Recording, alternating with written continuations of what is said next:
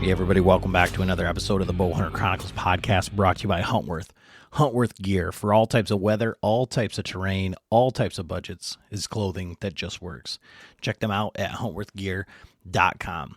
And definitely be following along. They're going to be teasing some stuff here in the next couple of weeks of a new drop they've got coming out, some really cool stuff. So if you remember, back when I did a photo shoot with them, the podcast after that, I talked about something new that was coming down the line. So for you guys that have been paying attention, you may already be aware of this. But anyways, this podcast, so Ben Harrison and Brad Collings, a lot of you guys know Brad, but Ben Harrison, founder of the Bowhunting League, probably one of the best dudes. I say that in the podcast as well, but I really do mean it. Great guy, great people. I would have you go into this podcast with an open mind. Everybody thinks about the Bowhunting League and you hear a bow contest and you're like, there's no way I could compete. There's, I don't kill big deer. And he gets into that and kind of using the Bowhunting League as a community, as a sounding board, as the community helping each other become better hunters, much like we do with the Patreon. So definitely something to think about, not only from I get to win cool stuff, but the secondary portion of that, of actually, becoming friends and going hunting out of state and creating lifelong relationships through this thing. So definitely check that out, the Bowhunting League, that is. And really excited for the new stuff coming out from Latitude. I just listened to the fall podcast with Matt Tompkins. I would definitely recommend that you guys go listen to that for Matt's story and kind of the whole thing, how that Latitude TX5 kind of merger came down. So definitely check that out as well. The new saddles are coming out. I believe they're going to have them at the Mobile Hunters Expo.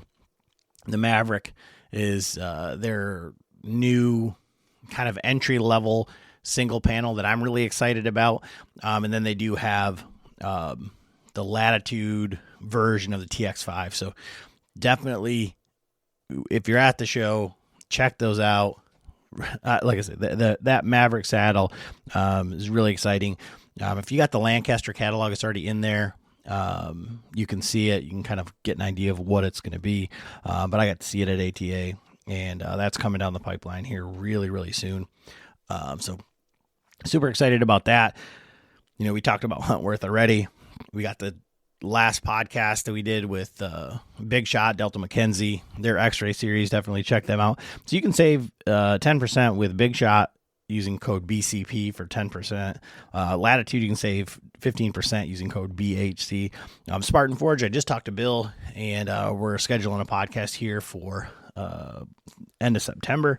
And again, make sure you update your app there. And if you haven't used that, you can use code Bowhunter to save 25% there. So real excited.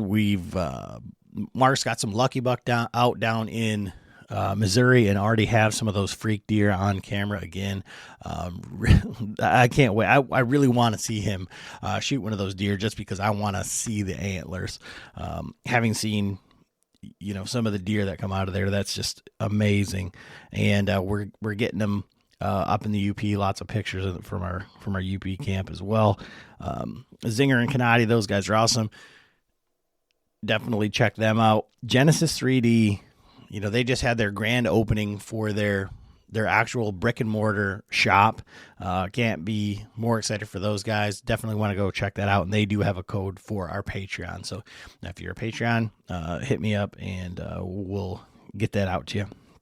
So along with that, if you hear us talking about Patreon, the Patreon hunt coming up, all of this Patreon stuff, patreon.com/Bowhunter Chronicles podcast. You can check it out, or just click the links in our bio and it'll take you right there. It's on the website as well. So all that stuff, but definitely check out this podcast. Bowhunting League is free to join. Check them out as well. As always, thanks for listening. Enjoy the episode. All right, everybody, Adam back with another episode of the Bowhunter Chronicles podcast. And we are talking with Ben Harrison and that guy from the AccuBow commercials, Brad Collings. So today we're going to talk a little bit about the Bowhunting League. And if you have been around for a while, man, I don't even know when it was. It had to have been 3 or 4 years ago. I did a podcast with Ben, and we were talking about it earlier. Not exactly sure how we connected, probably through another podcast or something. And since then, when I first met Ben face to face was waiting in line for food at the Mobile Hunters Expo, and there was this guy behind me, nicest guy in the world, and he would not stop talking. He was talking to everybody, and he was just talking. And then, of course, me being me, we got to talking, and then, oh, shit, you're the Bowhunting League guy. Oh, you're the Bowhunter Chronicles guy. Like, oh, no kidding. And ever since then, I just kind of keep running into him, and I've really come to realize that he is honestly one of the nicest guys that I've met. Not necessarily in the industry, but just overall nice guy. And that's Ben Harrison. I would never say those things about Brad. But how you fellas doing tonight? We talk all the time about getting out there and trying new gear and meeting new people. Well, the time to do that is now. The Mobile Hunters Expo is coming back to Kalamazoo, Michigan, July 26th through the 28th, with Q&A sessions and live seminars from Dan Infalt, Shane Simpson, Jacob Sklenner, Greg Staggs, Brian Johnson, as well as the boys from DIY Hunter, Jeremy Aaron, and Daniel Lemon. You can check out the latest gear from Latitude Outdoors, Beast Gear, Arsenal, Nested Tree Stands, Tethered, Elevate, and many more. There's also a new family zone with a kids archery range, archery tag, just $20 for a day pass or $40 for the whole weekend.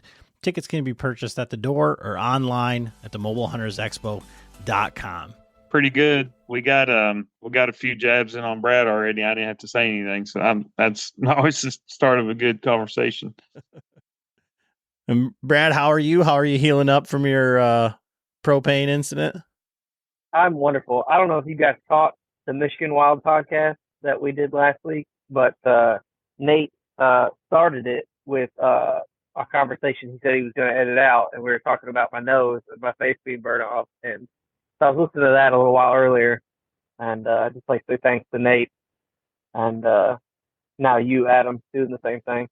Well, I mean, so Brad is one of the members of our Patreon. He's helping Ben out with the Bowhunting League this year a little bit, and that's kind of why he's on here for comic relief also. But Brad, I've met in person now a few times, and it's always a pleasure. But man, his like online persona and his like Marco Polo. You'd think the guy's 10 feet tall and bulletproof and kills every deer that walks. And I mean, I'm not even sure he picked up his bow in Michigan, and he ain't no taller than a roadside cone. So he's. And I was a squirrel. That's two things I did. Oh yeah, that's right. But yeah. So Ben, with the Bowhunting League, how long have you been doing it? And when you started it, what was the whole idea behind it? So this is our 10th deer contest. The contest is 100% free to participate in, so we'll never charge for the deer contest. 10th one, so we started, first one was in 2015. My friends and I, under my encouragement, I started getting into these deer contests on forums like Archery Talk and Bowhunting.com. And that was back in like 2013, 14, things like that. And I noticed that they were good for networking, just meeting people, camaraderie, stuff like that. Adds to your season some, right? One thing I didn't like about them, though, is they were all randomized teams, which is good for camaraderie and networking. But once gun season opened up in a lot of states, a lot of the teammates would just quit bow hunting, right?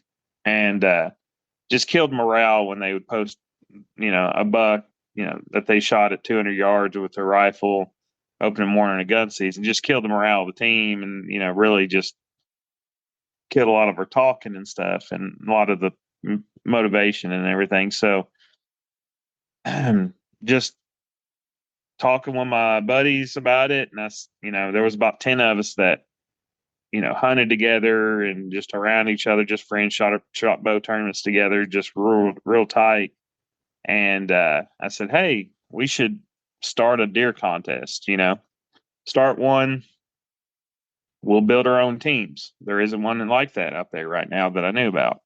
There really wasn't one out there. And I said, by us building our own teams, I know we'll be competitive, and it'll give us a chance to meet other teams, right? Meet other groups and stuff. So started one on Facebook page. It's called One Shot, One Soul. It was our little page that we posted all our kills on, and we did that so we could show all of our family members and stuff, because virtually nobody over the age of 30 was on Facebook at that time.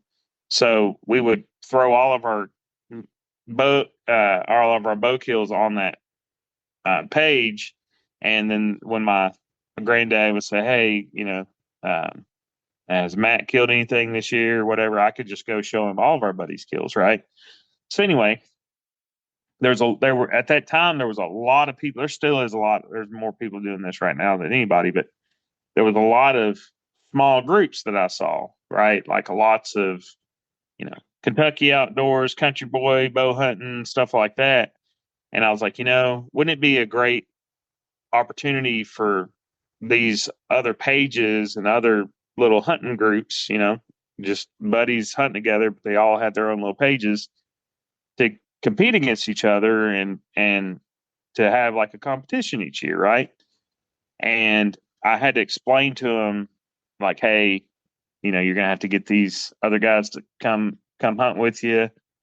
Nowadays it's 3-man teams, so you'd have to get yourself and 2 buddies to sign up with, but they can do that every year, and just it gives you something to add to your season for free. Just more banner, more seasons to follow. This is our 10th season, so I mean, there's so many guys that have been in it for 4 or 5 years, and you either see them kill nice deer, multiple nice deer every year. You have this expectation from them. You're basically, not a fan, but it's somebody to watch and wonder where they're at, when they're going. I ain't seen this guy kill anything recently, and then bam, he kills 2, right? But one thing I've noticed happen though is there are super supportive folks in there that are on the struggle bus for a year or 2, and then once they kill one, everybody knows it's been a couple of years since they've killed one. All the guys have been in it for a long time, and it gives an opportunity for us to celebrate with them, because we want to be there when you have your wins, right? But contest is free. All the signups, everything. We're way more sophisticated and technologically advanced now. We have some awesome guys helping us. It's absolutely incredible, but everything's relatively automated. There is a scoreboard semi-live now. I mean, it gets updated at a minimum every week now. And you basically just bring 2 friends with you. If you've never competed before, you bring 2 friends with you, and sign up at bowhuntingleague.com.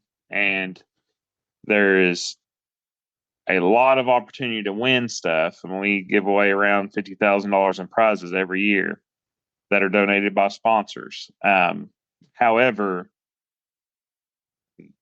there are a lot of other benefits that come from this that I've seen as we go. But I got a question real quick. Yeah.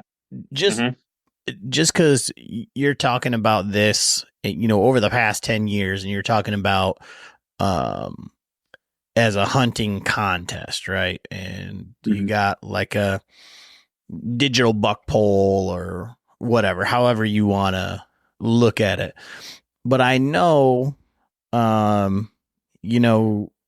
the last, I mean, it's a tale as old as time. It seems like if we're paying attention, that like the antis, and there are some legislation, like what comes to mind is like in Wisconsin, you can't do hunting contests, or you can't do coyote, predator kill contests, tournaments and stuff like that. So have you had any issues, or has anything come about it to that? Because it is I don't know if it's in all 50 states. I mean, it's nationwide, but I don't know about Alaska and Hawaii, Puerto Rico deer hunting. But anyways. Right. Yeah. And it's basically lower, it's the continental 48, just because because that's where the deer are. Right. You're asking about like issues with, different states and their laws and things like that. Haven't had anything pop up. My assumption is, there's really not any financial gain on my side for that. So they can't really come at just guys, you're allowed to assemble. I mean, that's in the Constitution, right? But they're saying, like driven, money driven coyote tournaments. And that's what most things come from. It's coyote tournaments. But I've had a couple times people have said stuff to me about California or like Arizona, but all those things that I've seen are coyote tournaments and things like that. Big buck contests, measuring, things like that. I haven't seen anything as far as deer. Not saying it ain't gonna happen, but I haven't had anybody reach out to me about that. It's kind of one of those things that I don't, I hadn't had a issue, so I hadn't really looked in it too much. You know what I'm saying? Yeah, I mean, it's just something, when you said, I mean, I understand the Bowhunting League, and I mean, I feel like there's a very different connotation in Bowhunting League, where if you played in a beer league softball or something, you would know that it was for fun. Like, it's a league, it's our bowling league, it's our Bowhunting League, it's our archery league. We go shoot spots or whatever.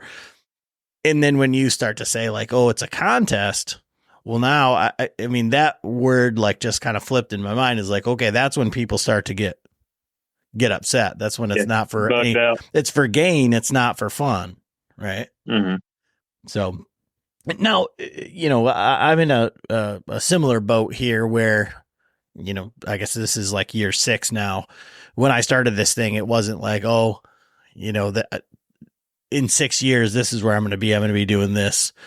I'm going to be going to all these things. I'm going to be hunting out of state. Obviously I'm passionate about hunting. I love bow hunting. I want to bring as many people in as possible and create as many networks and friendships and share all these deer camps and all these things that, have come from it. But it was never like my goal. So 10 years down the road here, you're 10 years in, how did you see yourself at year 10, or did you just think this was going to be you and your buddies? So 100% blinders on. I looked at it as like, hey, this is a great way to meet folks, but I didn't necessarily look at it and saying, hey, I'm going to be hunting all over these places, right? In a poor man style, right? Sleeping on guys' couches or splitting hotel rooms or whatever, you know what I'm saying? Just meeting. But those things, those small benefits I was seeing out of those forums and those smaller deer, those deer contests that you got randomized with folks, just a factor of probably 50, as far as for me. And what's been nice is, Are you overwhelmed by the hundreds of food plot mixes out there? Well, you are not alone. And Vitalize Seed has developed a program that takes the guesswork out of food plotting. Vitalize makes it simple with their 2 core mixes, Nitro Boost and Carbon Load. Nitro Boost is their spring-summer food plot mix, and Carbon Load is for planting in the fall, each having a diverse mix of over a dozen seed types that are highly attractive to whitetail. Food plotting made simple. Each mix provides necessary nutrients to the soil, making for better plots each season. This also saves you money by needing less Roundup and fertilizer every year. The 1-2 system simplifies your food plots just how nature intended. And for the more advanced habitat managers, Vitalize also offers a variety of natural amendments with products like their seed feed that offer seeds immediately available minerals ready as soon as they germinate. Make biology work for you. Order now at vitalizeseed.com. even if I make a network, right, it's not necessarily like, make a connection and, it's a guy that's like me, just loves bow hunting, good dude, just wants to have a good family life and go deer hunting and hunt really hard in November, right? I don't covet those things and then keep them to myself. I make sure I spread the love, right? And I look for, because the thing is, if I'm not able to trade out a hunt with a guy just because of my schedule, or I've already got somebody I like hunting with there, I don't really want to go hunt with this other guy in the same state. You know what I'm saying? Because I've already got a buddy over there that I really like hunting with, right? So what I do is I think about like my friends that would want to go hunt that state, and then but I know that in return they would also be able to take the guy or steer him in the right direction going somewhere else, or meet with him at a different state or something. Like, just looking for opportunities, to enrich other guys' lives. But no, I didn't. There was no end goal plan. That's kind of the thing is, when you enjoy something like that, because I really enjoyed the deer contest stuff, because it was just you had other guys depending on you, or you were able to, you had, yeah, I guess when they're dependent on you, they're watching you and they're interested, right? And you're interested in their success. You want to know what's going on, and it just kind of brings just a little bit more engagement with that small group I think what you're team. trying to say is like you're invested in it. Yes, you're invested. So like there's guys that are rooting for you that want you to win that maybe you didn't want, and you're cheering on other guys in the same manner, instead of it just being very singular type experience. And even competitive in the wrong direction. If you're in the same area, or if you're hunting neighboring farms, unless you're really good friends with somebody, if you're hunting neighboring farms, a lot of times that ends friendships, right? I think that's what makes this so this is why the league works, and being in a deer competition in a small local area doesn't work as well, because you don't have as much jealousy when you're in other states, right? And when your teammates are in other states, or on the other end of the state, or several counties away, you're not competitive against each other, so you're able to like enjoy seeing them kill a deer more, maybe. I don't know. It's just gets you away from that local competitiveness and that selfishness and all, that those kind of things. But yeah, that's there was no real vision, like, hey, this is what I want it to look like. It was just I was just passionate about it for some reason, and that passion has grown because the league's changed. It's just the best things about it have shown up, in kind of like a free market setting, right? The free market doesn't lie. If there's a product out there, it's a great product, and if it has more value than it does cost, it will not only survive, it will thrive. And that's what we're seeing with the league. And there's so many extra benefits, but there wasn't any like clear vision, like, hey, we're going to have 1,000 teams in year 8. We're going to break 1,000. We're going to have over 3,000 competitors in this thing and nationwide. Like I didn't see that. I didn't foresee that happening.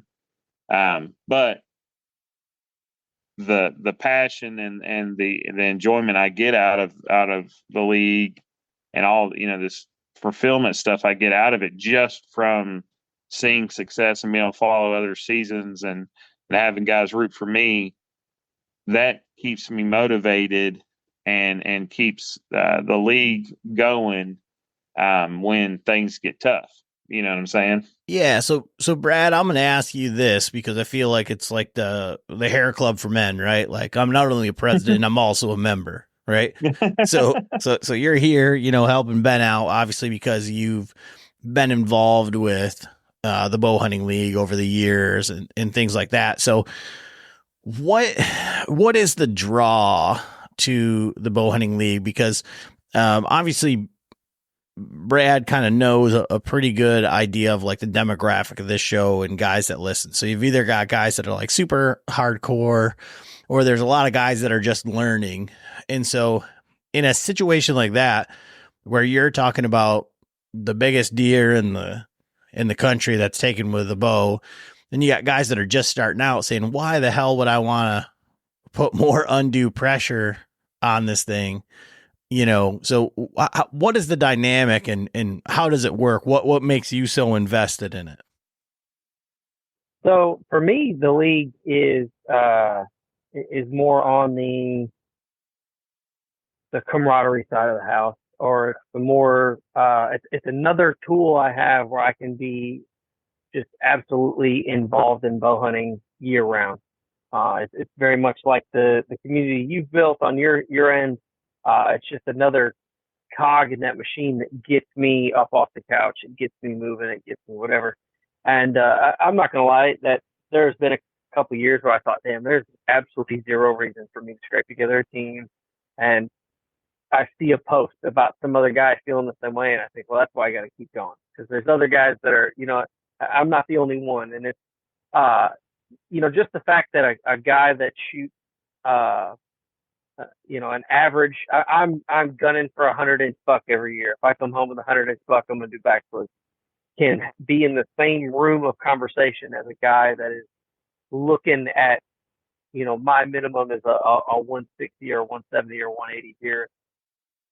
That's where that is a benefit to me, where I can look in those threads and I can look in those conversations of guys that are, a lot of the time are mobile hunting like I am, are using some of the same products I'm using, but they're killing 170s or 150s or 140s and I'm killing 100 deer. What's the difference between the two? Is it just the simple fact of, do I need to walk more deer? Or is it there's something I'm missing from that conversation that I need to pick up on? And many of the people that are listening to the show, that's why they're here. They're here for that little piece of, they're not here to, we're not all going to be Andy May. We're all not going to be Matt Powell. We're all not going to be these different guys that are out there that are just killers. But if you could pick up one or two little tidbits of information along the way, or you can tweak something about how you're doing something based off of something you've learned from a podcast or from the Bowhunting League group, or, the various different ways we consume content nowadays, it gives you a reason to continue to fight the good fight, to go out on those mornings when it's November and it's 0 degrees out in Tennessee and you haven't seen a day like this in years, and you want to stay in bed and you roll out of bed and you take yourself to the woods and you try and put yourself in the position because you heard that this is the day that every guy in the league is talking about. Tomorrow is the day. Tomorrow's the day. Tomorrow's the day. Tomorrow. So you don't want to be in bed that day. You want to be in the woods. And those types of things, little bits of motivation, little bits of knowledge, and then the fact that a guy can kill 100-inch deer in 1,000 uh, team, 3,000 people competition and still be in the top 100, and even that the top, upper half of that 100 is still pretty crazy. Yeah, I can see that. One thing, and I guess maybe it just doesn't attract these types of people, or I don't know, but I know that I feel like when you get into essentially, this, we'll call it an antler measuring contest, right? You've got these a couple of sets of guys, some that think they're the best thing walking and they want everybody to know about it. You got the guys that are the best thing walking and they don't tell anybody anything, right? Mm-hmm. And then, there's that like middle of the road guy where, he's a pretty solid hunter and he's just kind of, thinks it'd be fun to compete. Have you had any instances where, there is that like overt like animosity? Because at some point, I feel like those guys who are so laser focused, those very, very top tier guys, are either over the top, like arrogant, my way is the only way, or I don't want to help anybody, or they just, you get these internet fits where people just have their little tantrum and they can't handle it, right? Mm-hmm. So have you had instances where, because I would think that it, at a like real life buck pole or whatever, you guys are face to face, but if you're online, then everybody's a tough guy and everybody's way is the only way, Yeah. right? Mm-hmm. So that persona you said, the I know everything, got it, they've got this larger than life expectation, and they have these really big deer, lots of unique photo, photo hero pics that they have with these fisheye lenses and all these, it's all glammed up, right? You've got all these product endorsements and all these things.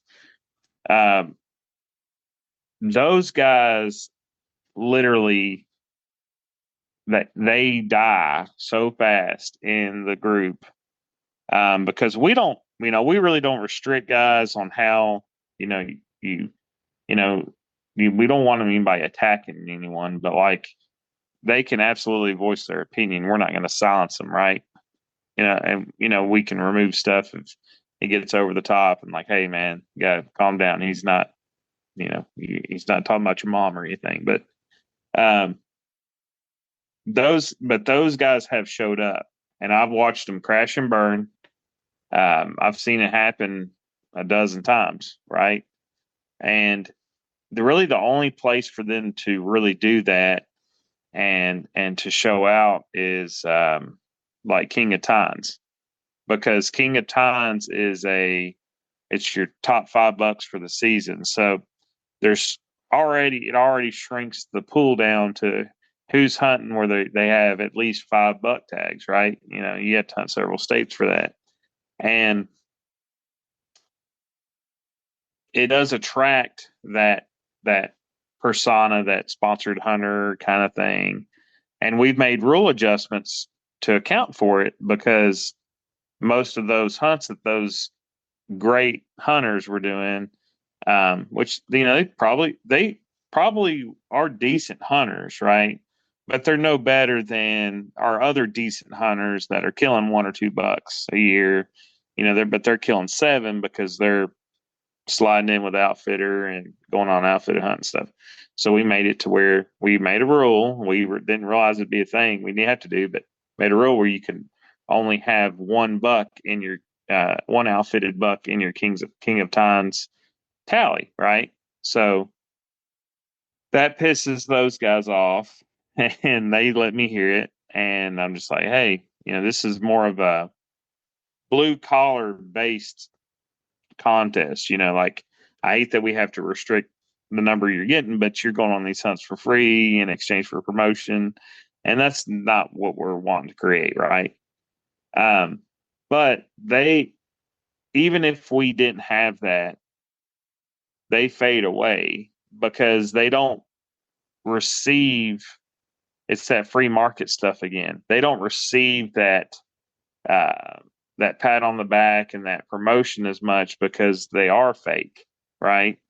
And it's your guys that are real and they're validated over and over and over based off their hunting with just random guys in the league, trading out hunts, or they're, you know, that it's very raw and real, and they continue to validate themselves just through hard work and good woodsmanship. Those are the guys that thrive.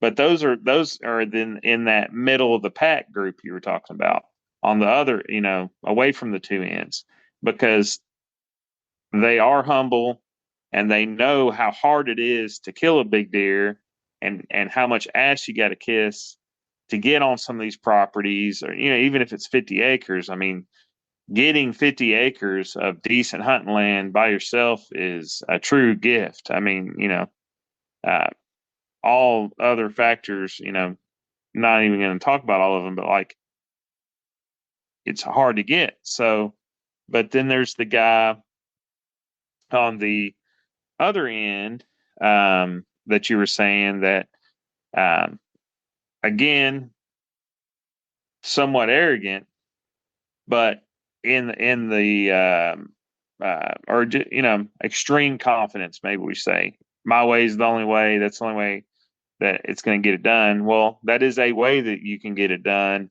and it's working. So if it's not broke, don't fix it.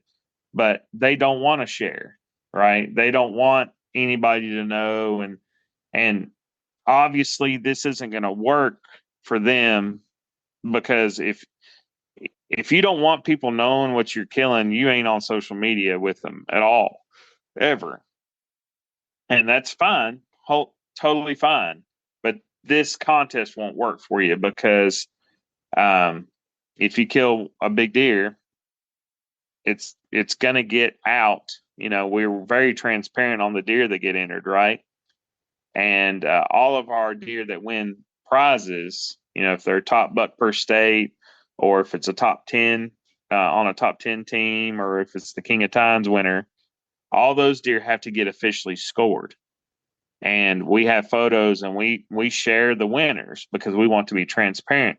Transparency is the only way we can police it, because if a guy poached a deer or killed it, you know what I'm saying? Like, that's us being transparent helps our credibility, and it also gets us tipped off when people break the law, and we quickly can fix things. So both ends of the spectrum, the guy that's a one-man show that doesn't tell anybody where he's hunting, gets a different car to park, drives a different car and hides, and stuff, which isn't a bad idea, for certain areas. But he's not probably going to like this at all. It's not for him. We don't want him because we don't have to deal with his issues. The other end, we welcome folks that have shows or large followings and stuff. I'm 100% in for that, because even if they are arrogant and think they're the greatest thing ever, and if you don't use this bow, you're inferior. Or if you don't have a new bow every year, you're inferior. Using this bait or this attractant, and drive a brand new truck with sponsors all on the side of it and stuff. If you don't have I'm 100% fine with them coming in, because I hope that they can see that there's a better way. And that's the things guys are getting from the league. And like maybe they said, you know what? I'm chasing all these things for the wrong reasons. I really, and hopefully they come to our showdown if they qualify. And you know what I'm saying? Like, because people can, there's scenarios where people can change, and I hope that they can get enlightened. But realistically, the two ends, and much like politics and all that stuff, we don't like it's very hard to relate to the two ends if you're in the league and you really enjoy it, because there's so much networking and so many things that come from conversations and being on a team and talking to each other, versus either being on your own in a literal sense, not talking to anyone, or being on your own in a more figurative sense, where you are shutting yourself off from other folks because you're doing things that aren't obtainable for the regular guy. The regular guy can't go do what you do, and you show them just success and success and success. And it's I'm better. It's a clout thing. I'm better than you. And it's really not. Like you're not relatable in that way. And the other guy is relatable, but he refuses to relate.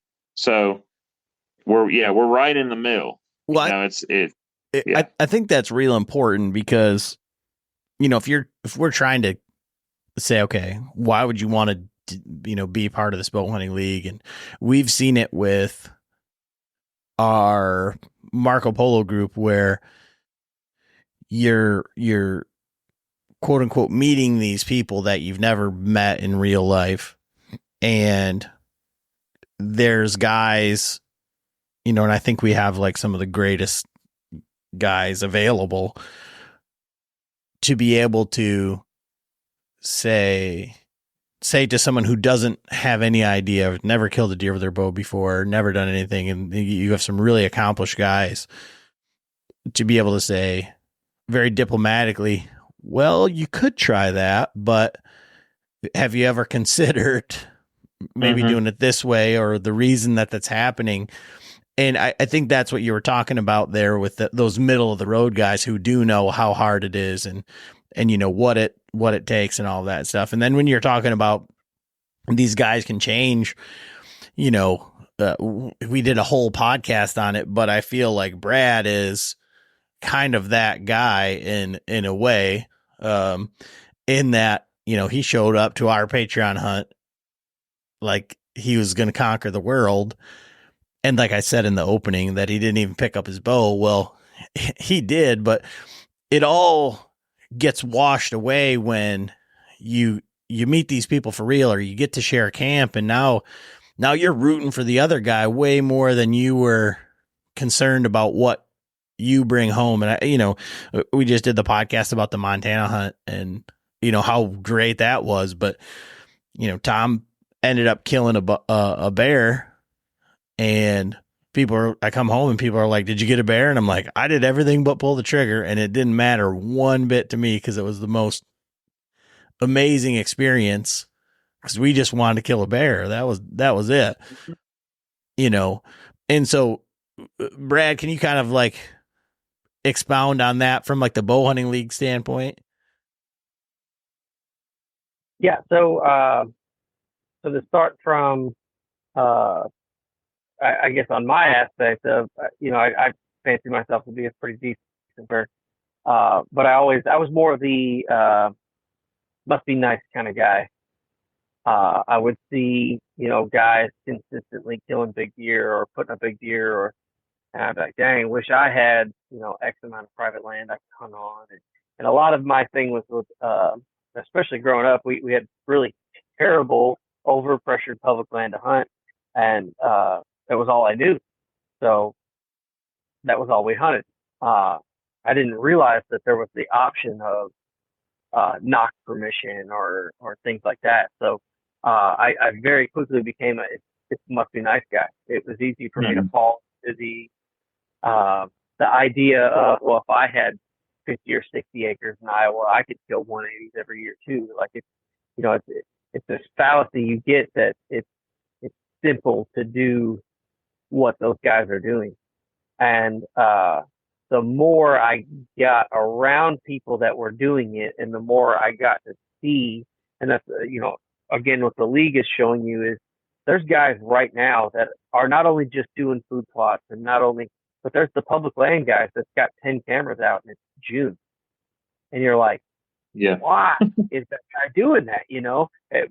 Back then you're like, why would I have cameras out in June? You put them out in August or, the weekend before the season, you put the cameras out and you figure it out. Like, but now that I'm around with guys that are putting in as Ben says, you get out what you put in, and the guys that are getting the larger reward, aka the antlers on the wall, take the league aspect out of it completely, or not league aspect, but the prize portion of the league aspect out of it completely. The guys that are putting what we all are out here doing, meat's great, and we can all say we're meat hunters till we're blue in the face. But at the end of the day, if there's a 180 in there and a 110, you're going to shoot the 180. You know what I mean? We're all out there looking for the biggest deer that we can get a hold of. And from the league standpoint, when you get a bunch of people that may have come in for the wrong reasons, that have come in for just the prizes, or come in just to be king of times, or just to be, and then all of a sudden we're 5, 6, 7, 8 years deep in this, and we're there for not only the camaraderie, not only the competition, but the friendships that are made and the absolute networking that can be made out of the league itself, that I had no idea was even an option coming into it. I joined because a podcast that I had followed, I met Ben through that, and they were talking up the Bowhunting League, and we made this little team together through those guys. And that first year, I think it was the first year where I killed my big one, and then another guy killed one, and then we had another guy that was a outstanding hunter, but he only shoots 150 plus, and his 150 died. So it's very much like what Ben was talking about, where I didn't have a rifle guy show up, but I had a guy that wasn't willing to put a number on the board to put a number on the board. He had a standard, and that's not where the other two of us were at. So just to get from that guy to now, where if this year, my team shoots one buck, I'm going to be just as happy. Hopefully it's not Adam, because, whatever, but hopefully Tim gets another big buck like he did last year, and we can all be, jacked for him. But we can be just as happy. I can be just as happy that someone on my team or someone that I know from the league got a deer than I can be if I got it myself. And that is completely a different person from me in 2019 when I showed up and started this process. So that's a great kind of like segue into what I wanted to ask Ben. And so when, like I say, if we're talking about guys who could potentially say, okay, I'm going to come into the league, maybe I want to do this, maybe I want to, try and figure out this networking thing. And we know that there's guys that, and I've seen it with our group, where you find somebody who's a good mentor and you just kind of like latch onto them. You're able to ask questions, stuff like that. And when you were talking about that and all the networking stuff, I think that's kind of where I see the greatest benefit, not only as like growth as a hunter, but like from like that community standpoint, that we have a great thing going on here with our podcast. But you guys keep talking about these terms of like big deer, and Brad said, he said, 110 or 180. And when Brad says, when I shot my big one, which was, I don't remember what it was, but I know that it wasn't 180 or anything like that. And so there's guys who are listening who have killed a spike or that have killed, you know, an 80-inch buck. I mean, hell, I think, like I say, I think my buddy Walter down there in Florida, I think his biggest deer is like 80 or 90 inches. And there's nothing wrong with that. I mean, there's a lot of guys who, you know, my father-in-law is one of them who he'll kill that deer every single day, anytime, anywhere, any state, any time of year, maybe. But what I want to know, like, what are like some of the minimums, you know, like Yeah. you talked about, like these deer have to be officially scored if they're the biggest Right. deer from the state. Well, if it's the biggest deer from Florida, which I know there's some big deer in Florida, but you had mentioned prior to the podcast, I think it was Arkansas or whatever, or it might just be that nobody enters deer from Washington State or, you know, who knows, New Mexico or, you know, somewhere odd. So what are some of the, like, what's like the average deer entered and like some of the minimums, like the smallest deer that's ever won, biggest deer, I guess? That's a great question. And you know what's cool is I have that information. Our scoreboard is very thorough, and you can actually go in there and look at the standings from last year. So our average buck score was 134. Jesus. It's always I've killed one deer in my lifetime. I've probably only seen like 4 deer in my lifetime that were your average deer. So is that indicative of the hunters? Is that indicative of the pool of deer? Or are there just a lot of very big deer and not very many little deer entered? So do people just not enter deer if they kill them? So a lot of the things you're saying, yes. So like pull-up hunters, I would say if a guy can kill a 3.5, yeah, I hate using the halves, 3-year-old or 4-year-old buck in his state, he should be able to kill that 3 or 4-year-old deer if they exist in just about any state, right?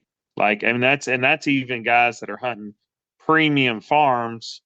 If they're killing mature bucks, they understand deer because they see a lot of them.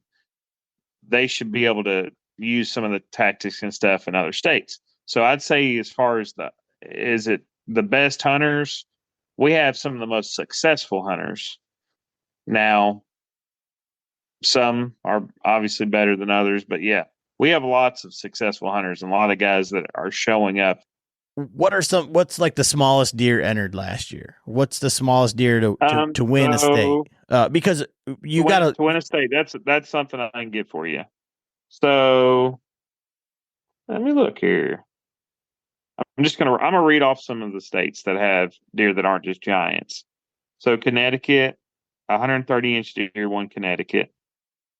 Florida, 130 won Florida, but second place was 101.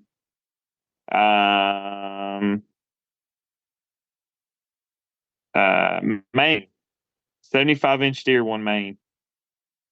123 from Massachusetts. Let's see what else we got here. I'll give you a couple more here. Rhode Island had a 116 that won it. 116, 106, and 85 were the top 3 for that state. And that kind of wraps us up. There was a Mississippi, handful of entries there. 132 won that state. New Jersey had 2 deer under 100 inches in the top 2. 94 and an 86.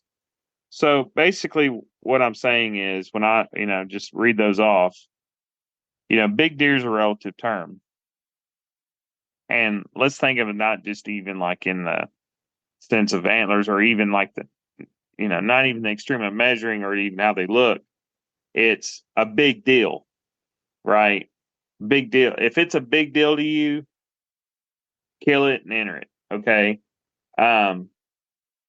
And yeah, it'd be cool to win a prize and stuff, but what's neat is we track the inches throughout the season.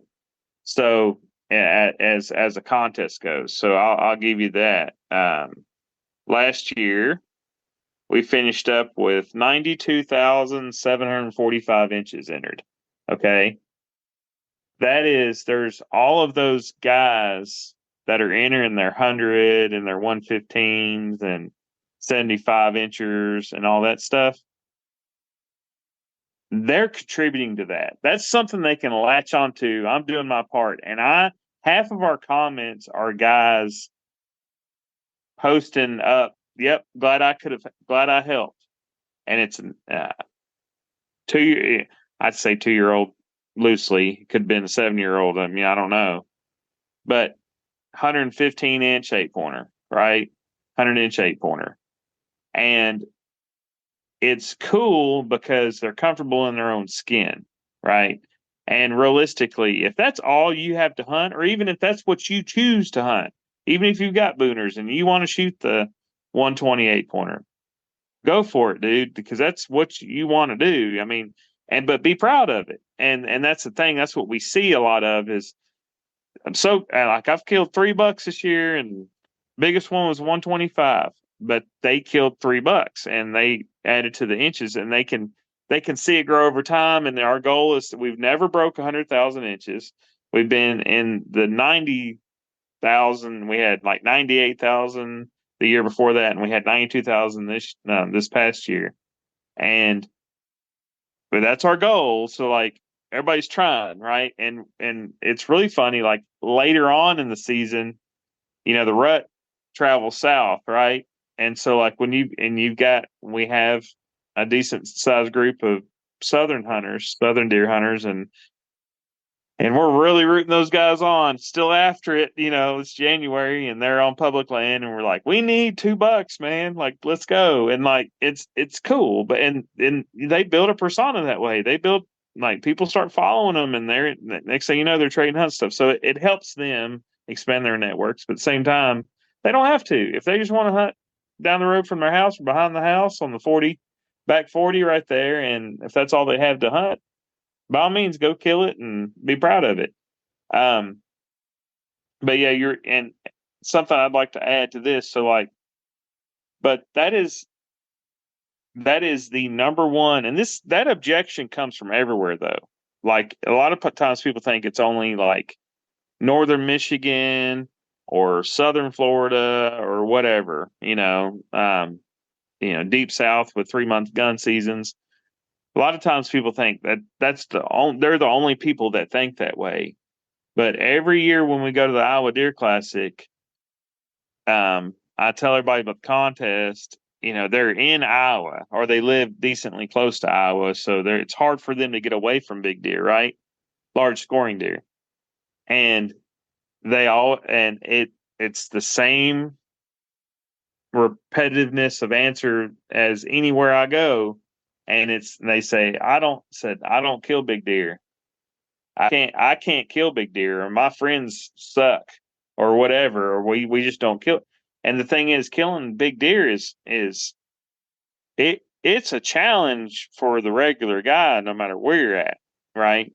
If you're not born into a legacy of farmers or marry into one or something like that, a lot of times you don't have the opportunity to get on big deer every year.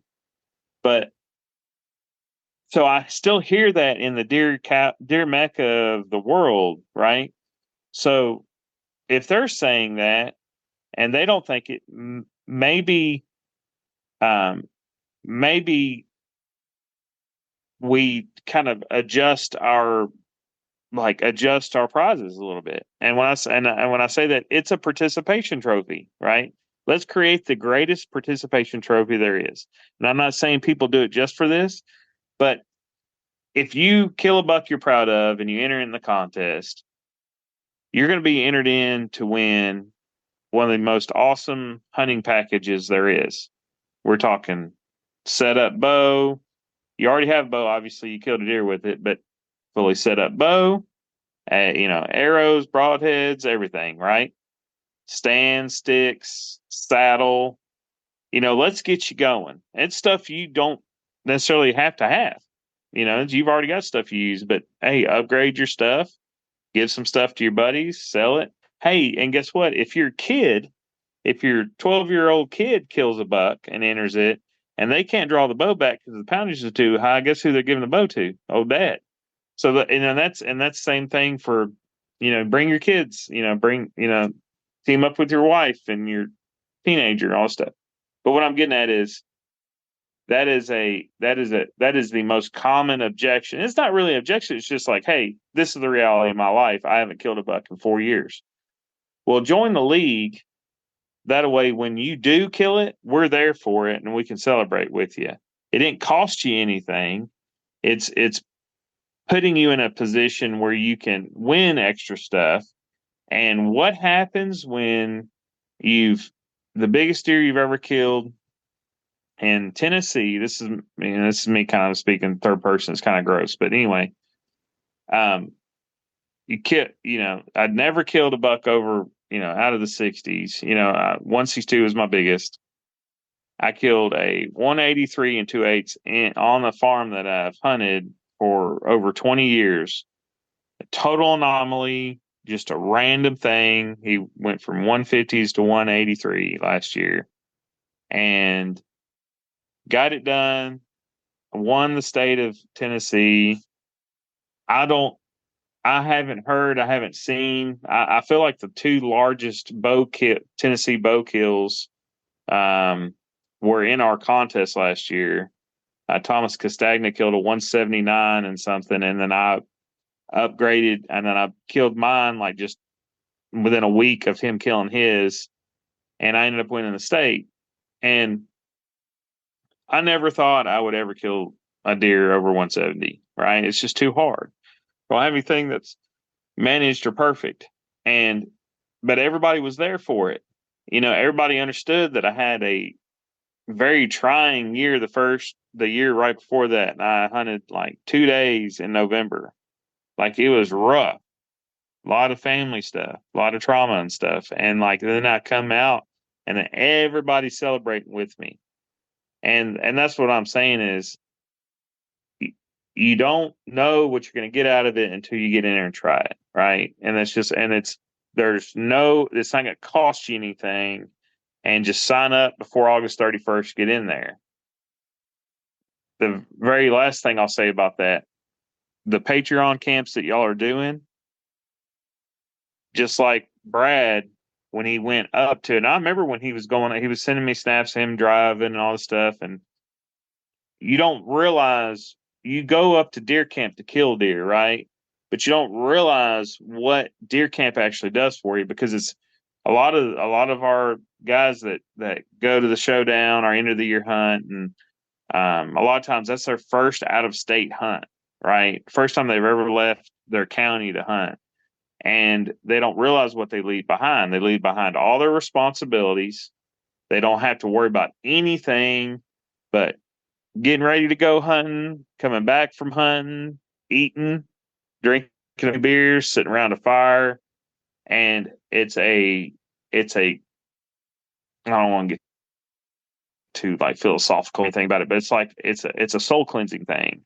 Very similar to doing any kind of boys trip. You know what I'm saying? And this is for women too. Like it's probably harder for women together and go do stuff like this, because they're seen as keeping the house together. But what I'm saying is, you don't realize the benefits you get out of it until you go.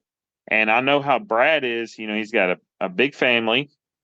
Him and his wife both work very hard. They go from their job to working at home, keeping everybody alive, and then they go right back to their job. But when he got to go to that, I guarantee he had a bunch of load on him when he went, and then he came back refreshed, revived, brings all this good energy back to his home, and he's like, and he gets all these stories. He got all these stories now he can tell his kids. all this stuff. And the next thing you know, he's taking kids on these things. And like, that's what you get out of that. And you don't get that. It's really hard. You can get it virtually. Some of us, like I said, guys cheering for you and celebrating with you.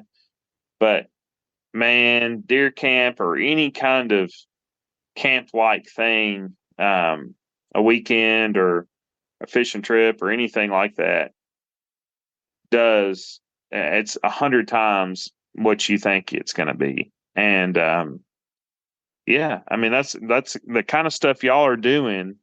You're doing with the Patreon guys, and providing these opportunities, for guys to go do stuff that would have never met before.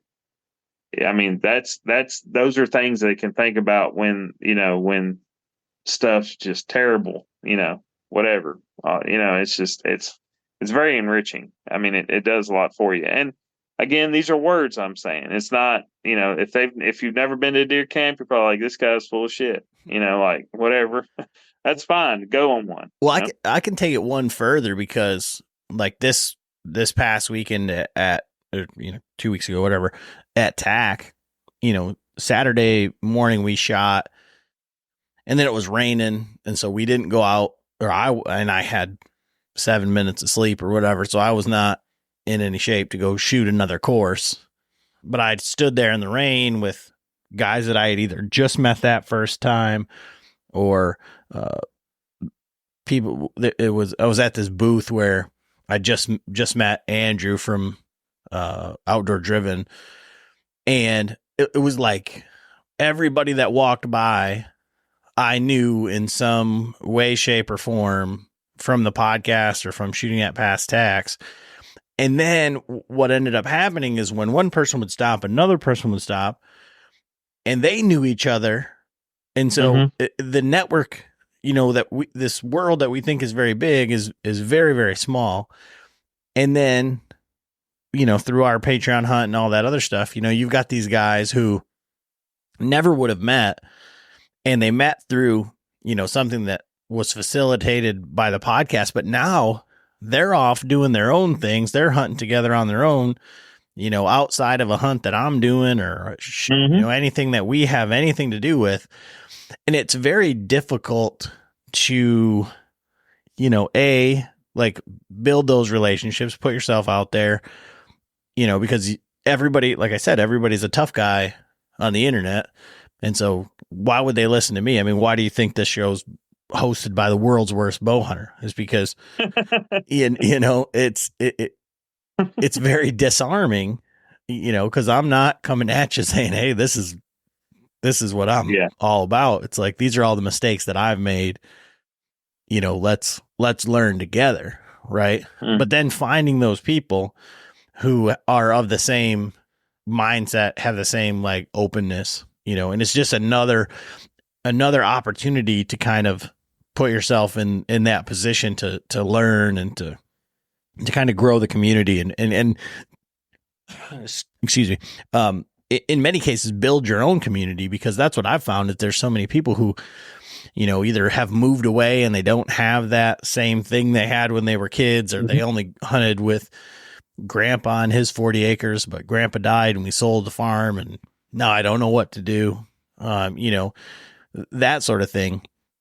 And so all that stuff that you're saying about, deer camp, that's, that's where that's the best networking event you can have.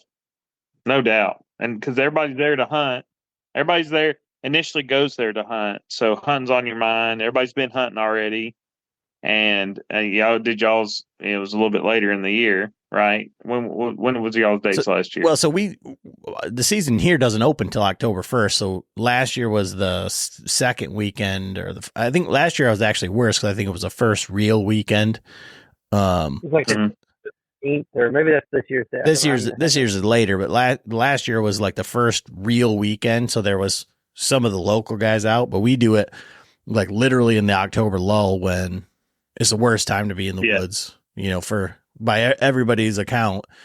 And so it's like, we're not going to really run into a whole lot of pressure. I mean, we're bringing 30 to 50 guys to the woods, so we are the pressure. Yeah. I mean, you are the pressure. Yeah. That's what I'm saying. Yeah. And it's, cause you've got and it's just like, we just went to the work, we had a group that went to the working class shoot, and if you're around folks all day long for a couple of days, or a day, that's, man, you really you can put some stuff together pretty quick. And that's the idea. And that's what a great thing with your hunt, because guys are able, it's early in the year, so I bet you some guys hunted in the rut together some other places. Yeah. So they're able to like kind of plan, like, I would really like to go to Illinois, Indiana, Ohio, Kentucky, or whatever. And they can piece some stuff together and say, all right, let's go, let's rent this house or whatever and just roll with it, But that's amazing. Yeah, absolutely. And that's the thing, is like, you can figure out like who has the same hunting style, who has the same like level of intensity, who can live off of no sleep and, a couple. Who likes to drink a lot. Yeah. That's, yeah. And all that stuff is, it doesn't really matter as long as you can figure out like where you're compatible. It's almost like hunting, speed dating, right? Like, yeah. And my wife calls it the hunt and dating website. That's what she calls it. Because that's basically, you're just, it's kind of similar. You're trying to find people that are compatible with you. Like, but she said that, like, I mean, I'm talking like 8-10 years ago about us, and about stuff I was doing or whatever, networking, and it's like you're going on dates and stuff. And I'm like, I mean, I like being around folks, and it's, deer hunting isn't always the best thing to do as a group, but it is fun to at least have somebody to go hunt with, because it is so boring by yourself sometimes. I stay on my phone a lot if I'm not hunting with a buddy, Now, I'm not saying that we sit with them, but we go in, we part and go in together, and we're going different places. But yeah, that's great though that y'all. I think it's great y'all have that, and you're able to provide that for guys, and then you're expanding out to Montana, the bear hunting. And so, where else you hunting this year? What other things you got going on? So I'll be hunting Colorado for elk like the last week of September, and then I think November I'll be in Kentucky. Nice. I got a few I got our Patreon hunt set up, and I've got 4 or 5 days up in the UP at our camp. So this year, I think this year, I wasn't going to hunt out of state at all. I'd planned on just hunting Michigan because I already hunted Montana and then Colorado. So in Colorado, I was going to draw a bear tag this year for our property in the UP, but the dates don't line up with when I'm going to Colorado. And so, I'd live a very nice life. My wife is great, but if I was to be like, okay, well, I'm going to bait bears for a week, then I'm going to go hunt bears for a week, then I'm going to come home for a week, and then I'm going to go to Colorado, she'd probably be like, yeah, I don't think so. So I just kind of conceded that since I'm going to Colorado, I wasn't going to hunt out of state, but I have 2 weeks off in November. So I think I'm going to go to Kentucky, but I got a few days to hunt in the UP, and I'm going to try really hard this year to shoot my first deer with a longbow. Like last year was the first year that I like really took it out. Like the year prior, I hunted with it a little bit and I had a couple opportunities, but it was just like an afterthought. Like as soon as our gun season hit, then I hunted with the trad bow. And then this year for the Patreon hunt and a few other hunts, I hunted with it. And then I picked it back up in gun season. But this year, I think I'm going to start out with the trad bow just because I'm so good at hunting, and I just need it Already. to be so much A little bit more more difficult. difficult. Yeah. Make them get closer. You know it's going to happen. I mean, you're going to see an absolute freak at 35 yards broadside standing there, and you're just going to be saying, I could probably pinwheel that thing with my compound. Well, Uncle Frank, yeah, I mean, that kind of happened last year. I mean, it wasn't like a monster deer or anything, but I had a 100-inch buck at 17 yards, but I had ranged this stump in the dark, and in the dark, my rangefinder failed me, and it said the stump was 27, and I thought I could shoot the stump, and I was like, yeah. I was like, if there's a deer at the stump, like it's going to be too far. Like I need it to be inside of that. Mm-hmm. And I saw a bear that morning, and I saw a couple other does. And then this buck like literally did everything that I needed it to do. Like it worked the plan and walked right to the stump. And I'm sitting there just, shaking 1 foot off the ground in my saddle just because of the way how everything laid out. And I just had to like put the bow down. And then that was like, it wasn't like gray light, but it was still early enough in the morning so once it got like really light, I ranged it again and it was 16 yards. And I was like, oh my God, man. But I guess it taught me that I do have like the ability to the self-control, not to just wing one. Starts, sending it. Yeah. And, so I'm doing all of this at the time when there's no leaves on the trees, there's no nothing. So I'm thinking if I can get out there earlier in the year with some cover, with some foliage, I can kind of maybe move around a little bit. And you can get away with a lot more for sure. Yeah. So not as much pressure either. Like, hey, this is going to be my last opportunity. That's hard on you when you have one later in the year get away. Well, that's probably it. Well, and that was on our family hunt where my daughter killed a 3-point, and my dad had killed my daughter's 8. It was her first deer. Videoed that. It's freaking awesome. Yeah. But that was gun season, and anybody else sitting in that stand, well, they would have been sitting in a different place, obviously, but hunting that area with a rifle would have killed that deer and been ecstatic about it. So, that was kind of cool and a win for me too, is like, so I'm out there like after Thanksgiving, like we've already had, we're on the second week of our gun season, and, had a racked buck come in. And I mean, it was just, everything was cool. There was lots and lots and lots of wins, in that scenario that, it would have been cool to shoot that deer with my compound, but it would have just been it would have just been a deer, like that like scenario was like just super cool. Yeah. Yeah. I mean, you had a lot of memories, that was a big old trip, that was a big old hunt.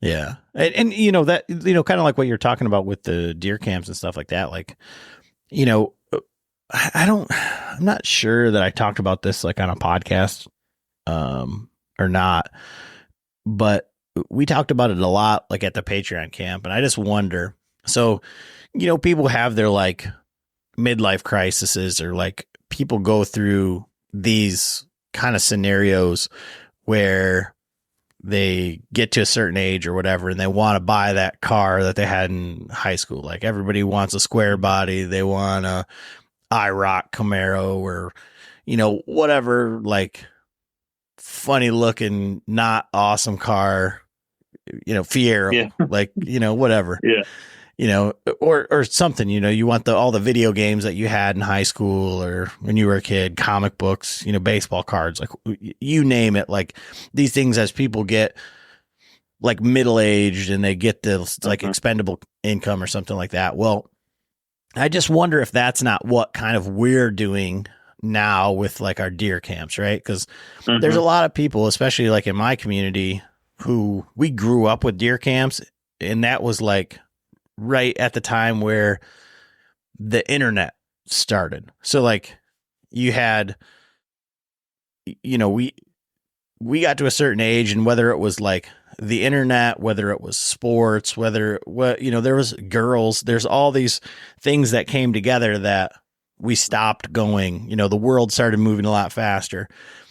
And now it's like, we need more deer camps in our life. And I just wonder if that isn't like my muscle car or like comic book collection or whatever, you know, like that it's nostalgia. Something you enjoy.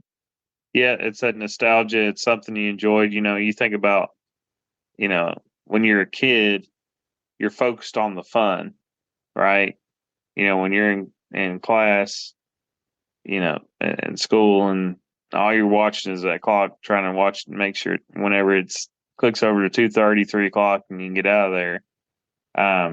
You know, we don't, you know, when you get, you know, with families and responsibilities and stuff, yeah, it's enjoyable going home, but it's not necessarily focusing on the fun, you know, and like you're saying, it gives you an opportunity to focus on the fun, gives you opportunity to not worry about the things, you know, the work you had earlier, and, you know, all these things you have to do when you get home, and, you know, and then you have to get up and go again, you know, the next day. You're not dreading the next day either of camp, because you know it's going to be filled with more fun, and so, yeah, I think it's kind of one of those things, you know, we get away from uh, trying to do things, you know, which is good to be selfless, right? But like trying to do things for ourselves, and realizing that um, having you know, hobbies that aren't destructive, uh, they can enrich our entire family. You know, by we're bringing stuff to the family. You know, you bring the stories, and then you say, when you get older, you can go with me. It's similar to the deer camp thing. And but yeah, the distractions. I think no matter where you're at, I don't. I don't think no matter where you're at as far as generations go, it's really hard to keep to get an 18 to 24-year-old guy to deer camp and every day of it, because there's a lot of things that aren't at deer camp that he needs. So, you know, like it's just distracted, constant distraction. But yeah, but when you wind it back, when if you look at it, you know, when you're in your 30s and 40s, you look at it and say, I really enjoyed that. I want to get back to it. And the hard thing about that is it doesn't exist. You know, the guys that were running the camp when you went as a kid, you know, either they're past their hunting or they may not even be here, you know, and that camp does, you know, it's not there to go to. And part of the destruction of those camps is that local competition, that jealousy, or subdivisions, or, you know, there's so many things that can happen to it. But if it quits being used, it gets sold, or it just dissolves.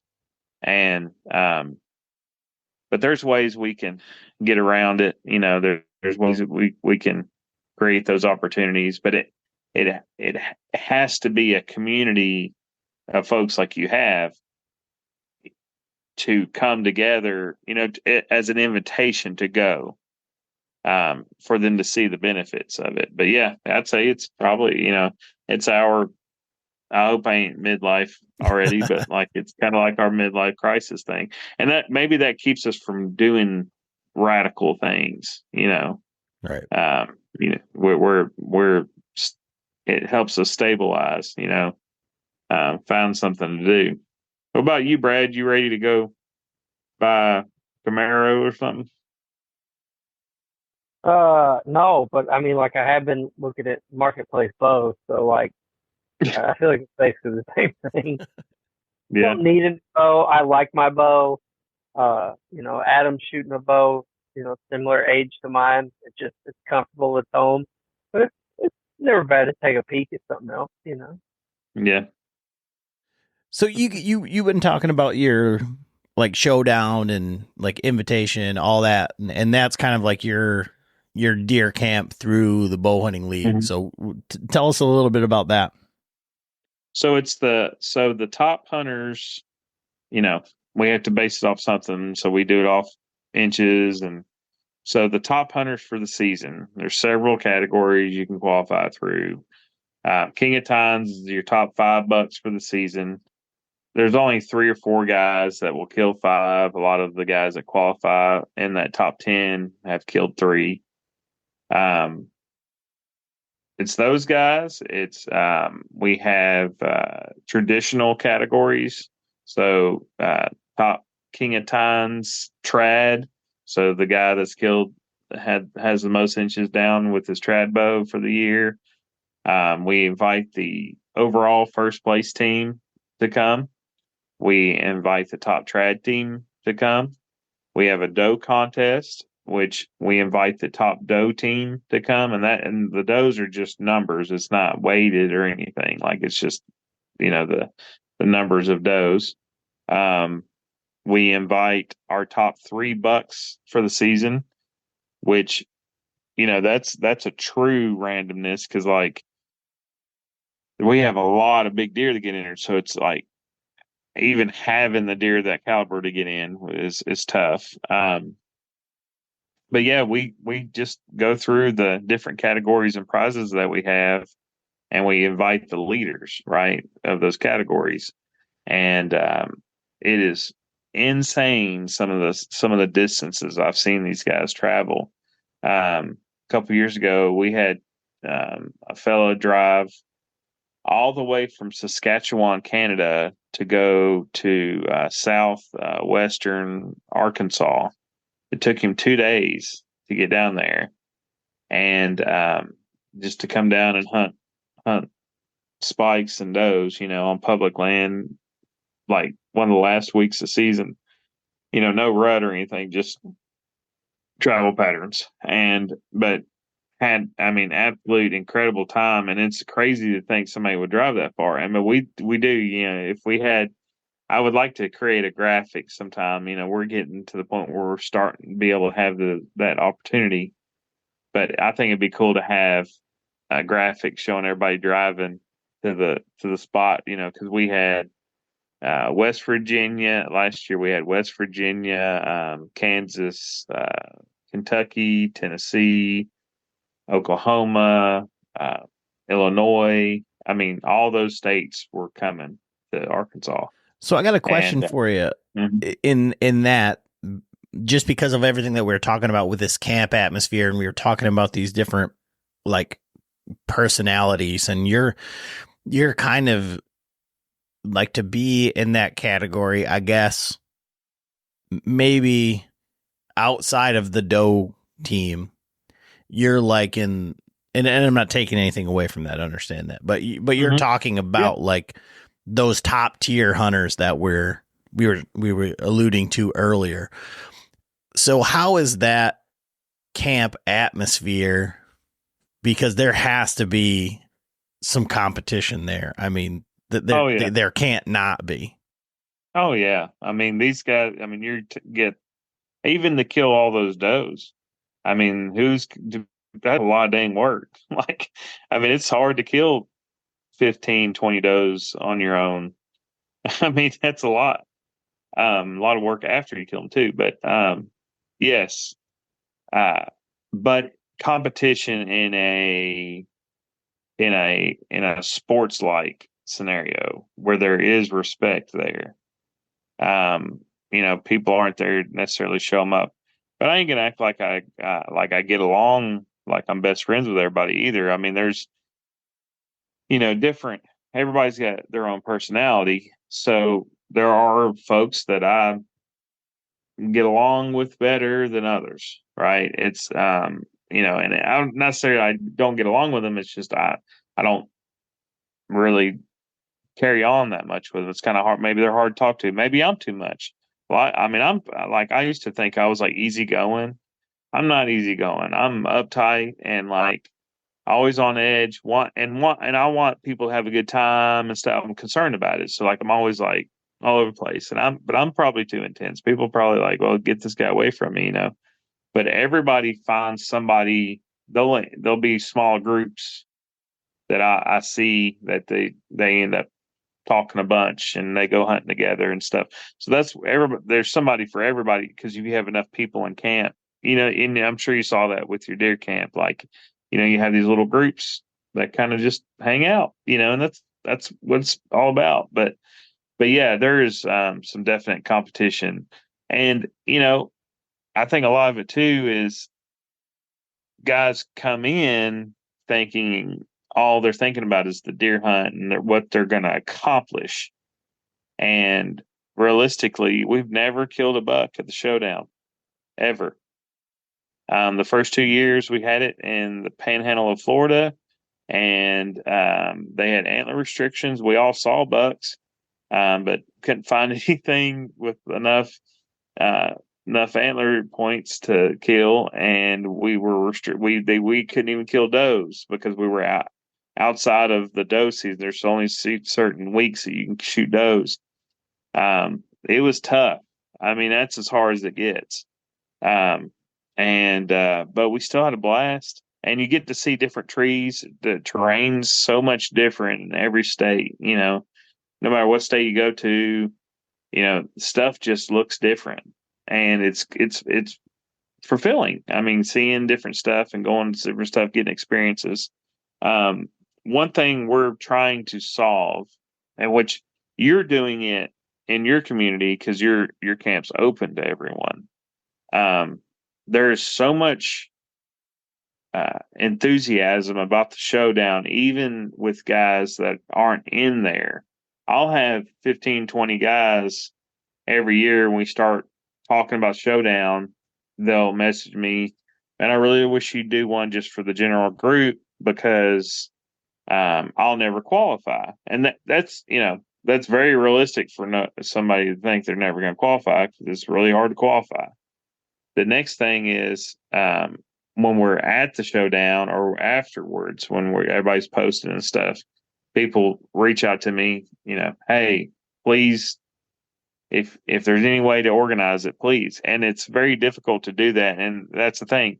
You can't organize your Patreon hunt just over your general podcast. You can't do that. Like I can't just publicize where we're going and where we're staying and all these things in the Facebook group. There's too many exposures, too many weird things that can happen. I don't want, there has to be some level of vetting, even though the Patreon, any member of the general public can join that, but it's different. Like there is some form of filtering. And, but yeah, there's definitely some competition there, and it just, what it does, it just creates an awesome scenario of banner, lots of guys giving each other shit.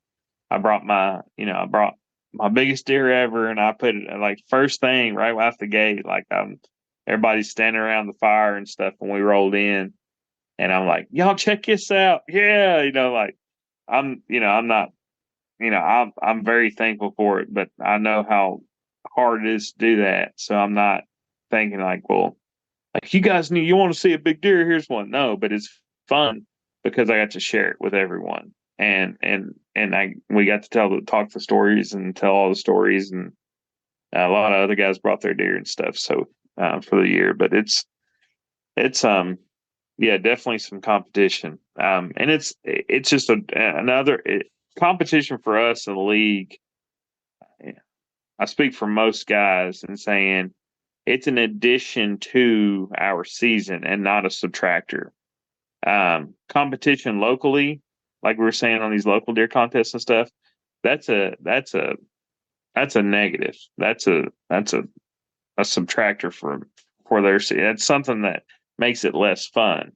Our stuff is an addition, and it makes it more fun. Yeah, so if people want to get involved with the Bowhunting League, or they're like interested in like signing up, like you're saying there's no cost, but you had also said something about some codes and stuff like that. So how do people get involved, or like where do they go, and like what are the timelines? Because every state season has a different start date and all that stuff. August 31st is our cutoff every year. There are a few states that open before that, but as long as your team's signed up before August 31st, and make sure you sign up before you start hunting, that way your deer counts, you're in. Okay. There is no cost to the contest. It's 100% free. You need the name, your team name, names of your team members, and their email addresses. And we use the emails to communicate with everyone, since we technically can't reach everyone through social media. Even if you checked it every day, you're not going to see our stuff every day just because of algorithms. So email's a consistent form of communication that works well. The next thing is bowhuntingleague.com. That's our website. If you just Google Bowhunting League, 2 words, you'll find us. I mean, we're real easy to find. If you are new, if you're in it, you understand kind of the flow and everything, easy to get teammates. If you're new to it, don't be so focused on creating the best and most competitive team. Just bring 2 buddies, sign up with your, just people that that bow hunt, to get in. But the best opportunity you have as far as getting other benefits and things from it is it's still the Facebook group, just because there's free flowing conversation in there, and just chatting it up with guys, when they're posting their teams or they post a deer, and where people will get more familiar with you. We have hunt trade threads and things like that too. I don't really know how many hunts get traded through that, but I know it starts conversations. And but I know we've had over 300 hunts traded in the league. I mean, I know turkeys, golly, every team, I feel like at least all the competitive teams, I mean, they're trading 2 or 3 hunts at least per team. Sometimes a lot more than that. But it's really neat. And I know we've talked about the deer contest the most. It's hands down our most significant contest we have. But we do other things too. We do in the yard shooting. It's called the one shot. We just had our qualifier for the bracket on that. We do a 64-person bracket. That's really neat. Everybody's head to head each week. That's really fun. And then we do a turkey contest. It's a team turkey contest. You have 15-person teams that the captain signs up. That's a lot of dang turkey. That's a lot of people. Yes, and it's a lot, and it's hard to fill your team with bow hunt. These are bow hunters too, guys. Bow hunting turkeys is not very popular at all, and it's but. And then we have opportunities for just solo guys to just throw their name in the hat, the way that they get split up and sent on other teams, because we want it to be a decent experience for guys that don't have a team too. But that's the turkey contest. Comparing it to the deer contest, it's actually, I mean, the engagement's probably 10 times more. We had over I don't even know how many, but we had over a 50% success rate this year with guys killing bowbirds. And what we're doing is getting like all these really serious guys in it now. And it's super competitive now. And we have different teams win every year. And there's no question, it's the best free networking environment there is. However, it's hard to get on a team, that's built. Everyone can get in randomized to random, but you don't know what kind of team you're going to get put on. Some teams better than others. Even if a team scores higher than another one, doesn't mean it doesn't have as good camaraderie as a team that's second to last. But But there's lots of things to do, and what we do is we structure it to where, you have turkey season in the spring, but all right, so start the year between the end of deer season and turkey season, we'll do the one shot. We'll do some yard shooting, gets guys out there shooting their bows, do the turkey contest in the spring. We finish up, we do the one shot madness bracket now. And then then once we get that done, we finish up signups for the deer contest, and then we do the deer season thing.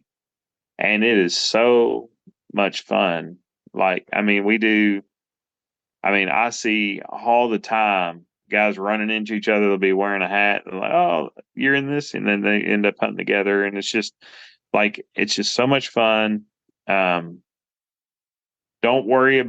I tell guys, don't worry about the results. Don't, especially first couple of years, don't worry about your results. Don't worry about, if you're going to kill a deer big enough or not. Just sign up. That way, when it does happen, you're good and you're already in, and then you can reap the rewards of killing a great big one. But it's a good time and no cost. So just sign up and don't worry about it until you're going deer hunting. It's got good people involved. And like I said, I can't say enough good things about you, and Brad's all right as well. So all that stuff. So Brad, close us out. What's your elevator pitch for the Bowhunting League? Like, why? I mean, I know you suckered me into being on your team here the last couple of years. Like, why are you so passionate about it? Honestly, it's the fun, like Ben said. It's between the fun and it's between the group aspect of itself. So deer season's over. We all get into what my wife calls deer depression. It gets me up off the couch shooting my bow for the one shot league. Turkey contest, I absolutely suck at turkey hunting.